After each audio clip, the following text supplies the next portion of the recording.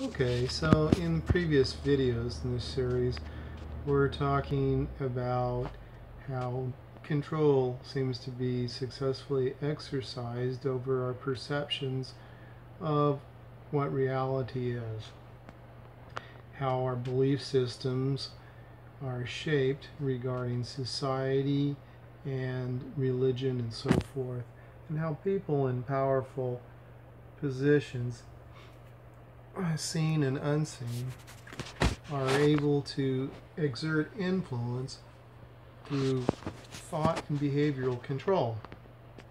So we looked at some obelisks. Obelisks come from Egypt. But here's an obelisk, the Washington Memorial, lined up against the dome here, the Capitol building. I want to take a look at some of these and just see what we can learn by some symbols in buildings and that people are using in high places.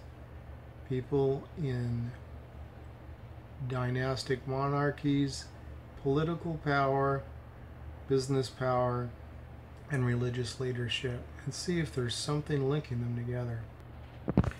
Okay, so here's another view of the Washington Memorial there, a nice obelisk. 6,666 inches high, 666 inches on each side. Now here's an obelisk in the center of that oval, lined up against a dome. The Vatican.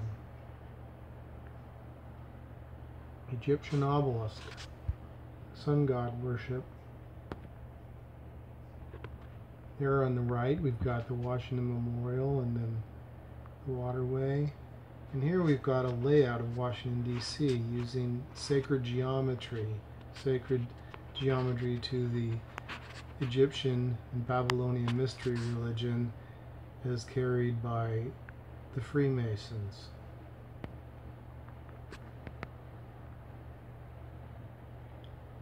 Here we got some symbolism on Witches of the Cult website. And there we've got the same pentagrams in the windows there on the temple. And in the center there, and then we've got the sunstone. Joseph Smith's first vision, one of the older versions.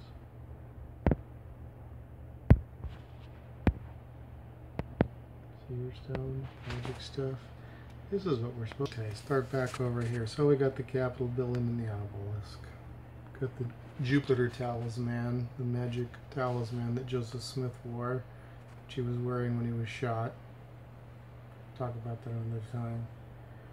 There we got some of those symbols we got there on the temple. We got that on the temple. Here's a Joseph Smith memorial. There's Ellen Gould White's memorial, which is an obelisk.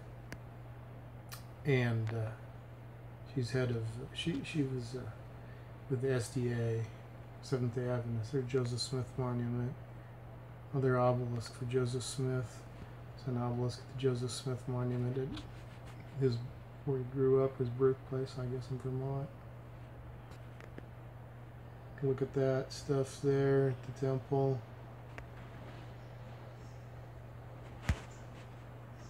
Joseph Smith's place again. Okay, this is Charles Taze Russell.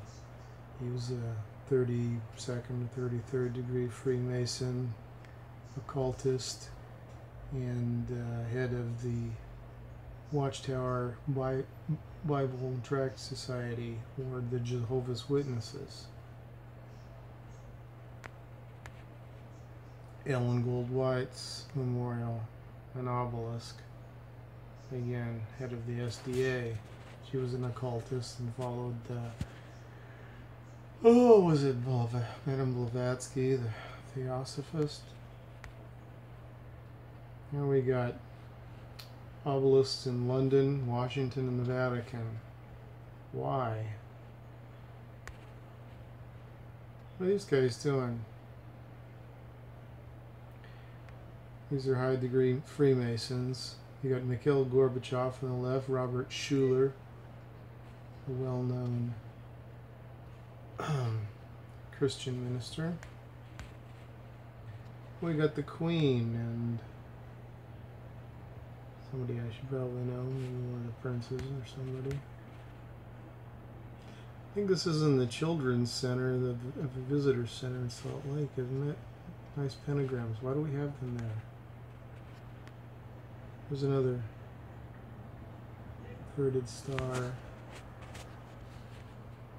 This is somewhere around Salt Lake Temple area, I think. These are all LDS structures here. What are we seeing? What are we seeing?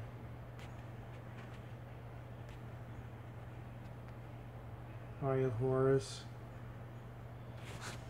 Why? Why are we seeing this stuff in our temples? Why are we seeing all this occult stuff?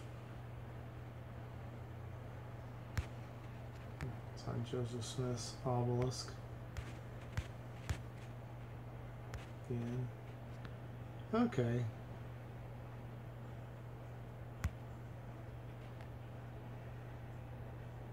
Notice the symbols. Notice these guys. So we got religion and royalty or politics there. Notice the symbol there, the compass and square. What's going on here? A meaningful handshake. There we go again. That's Dick Cheney. Look what he's doing with his hand. There's Bush and Gordon B. Hinckley. He's awarding him Medal of Presidential Medal of Freedom honor. And there he is with Dick Cheney. We did a video about that. I think this is Brent Scowcroft, isn't it? Receiving the medal from Obama. Hey, what's George Bush doing? What's he showing us? What's Dan Quayle doing? What's with these guys? So there's Gordon B. Hinckley and Dick Cheney, but look at the handshake. Gordon's giving Dick a diploma, an honorary degree at BYU, after Gordon got rid of, is it after he got rid of Stephen Jones at BYU, the professor who was basically proving that the whole 9/11 story was pretty fraudulent. Explosives were used in demolition style. This is Brother Monson and brother George Bush with a handshake that they both seem to be sharing a brotherhood with.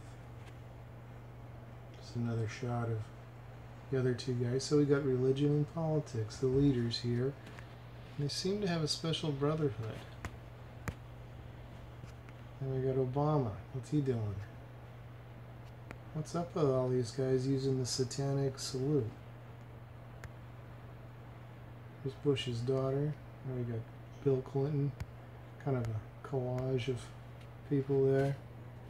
The Prince on the bottom right. Some Hollywood rockers. Okay, Joseph Smith. This is what we see in the ensign. Looking at those plates as if that's what he did when he translated them. This is their magic parchment. I think it belonged to Hiram. Hiram and Joseph used it. There's the seer stone that Joseph used to translate the Book of Mormon, supposedly, in a hat, without even looking at the plates. So why is the church showing us plates? There's the golden door of the temple. 13 mini spires on each of the 6 spires. Why 13? There we go. That's what they show us in the ensign. But that's not what happened. So why are they showing us that? Isn't that deceitful? Here on the right's what the scribe said he did, including his wife and David Whitmer and Martin Harris. Stone in the hat. So why were the plates even made? There's an original first vision. There we go in the temple again. And there we go and see the pentagrams on witches of the craft.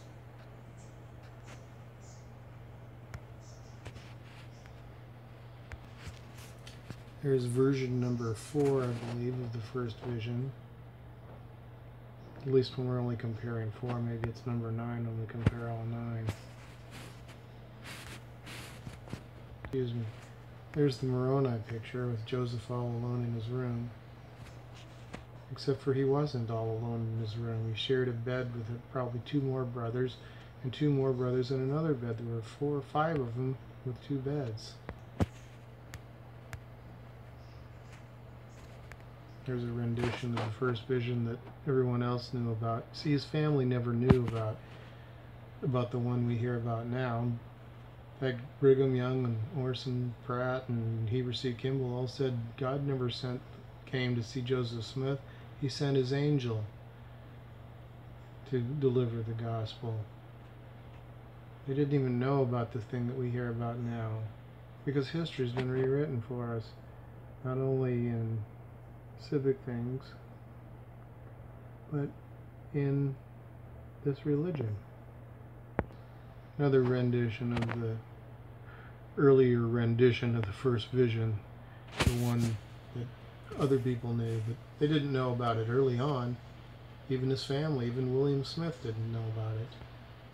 He said Joseph's first vision was in 1823 or 1824. He said the revival was in 1823. And he stated it several times to different people. None of Joseph's family, no one of his time, seems to be aware of the version of the vision that had God the Father and Jesus Christ in it that we hear of. Moroni was probably the first that anybody heard of, but everything published said his name was Nephi till after Joseph was dead. Did a video on the Gordon B. Hinckley talk, War and Peace, when he basically gave a big sales pitch using some rather sophisticated techniques in speaking and persuasive use of language for someone who knows what they're doing.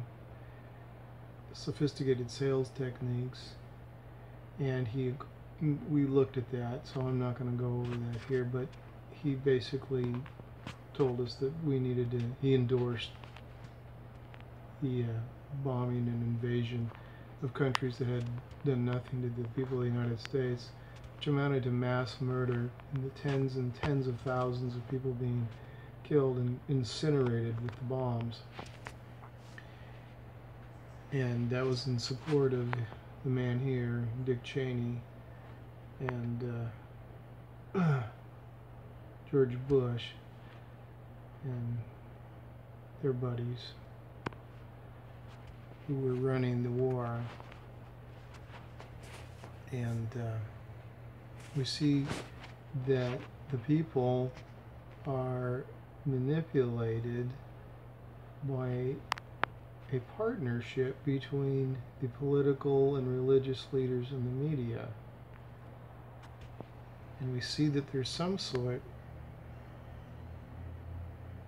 of a brotherhood that's very suspicious here.